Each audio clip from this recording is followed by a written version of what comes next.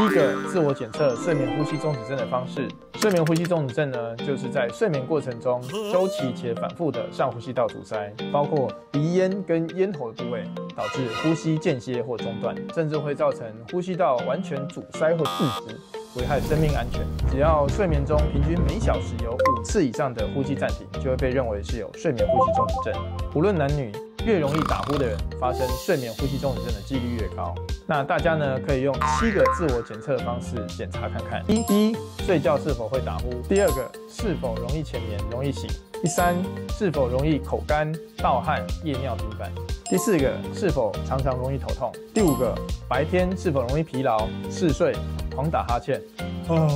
第6个，工作或念书的时候是否容易注意力不集中；第7个，是否有记忆力衰退的情形。追踪徐医师，一夜好眠不打呼。